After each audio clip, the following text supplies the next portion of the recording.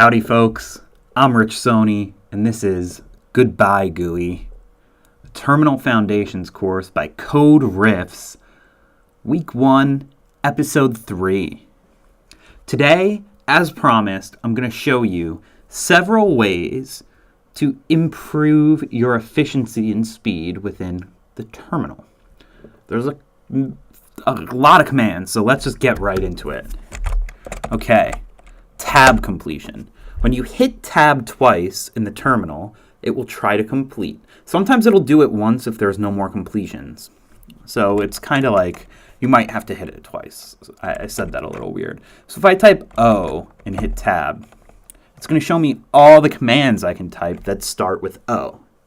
And then bring me down on the prompt, as you can see here, with O there again. So now I can type OP, and I'm going to get all the commands with OP, and then the prompt again, E, tab, and it actually finished open for us because all of them started with open.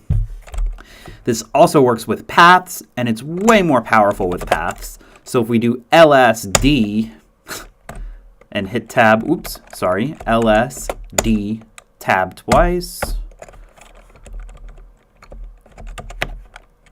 Sorry, I need to be in the Moppity directory, but we could do LSM, and it'll complete it fully on the first tab. And then D tab, it'll show us the two files or directories that LS can complete there. We type DO tab, it'll complete docs. If you type nothing and hit tab once, it'll do like an LS command for you.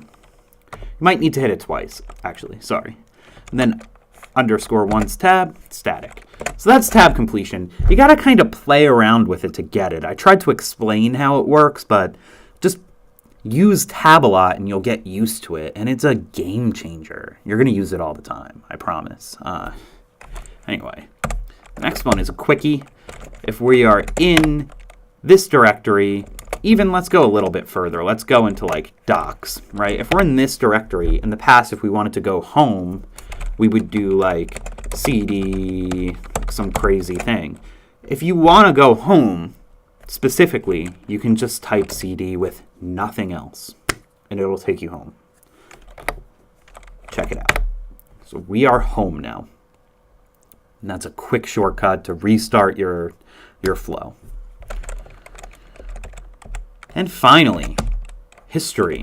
So if you run the history command, you don't really, I know I said I wouldn't show you any more commands. This one you're not going to use, but if you look, I have like 644 commands saved in my history. So bash, the shell that's running in the terminal, whatever, the prompt, remembers your history, and it knows like 600 of these things. And you can access them by doing Control N and P. Control P is up for previous, and N is down. So you hold down the control key and then tap the P or the N. You can also use the arrow keys. I recommend using N and P, though, because they actually are more efficient in the long run. They're better practices because you don't have to move your hand.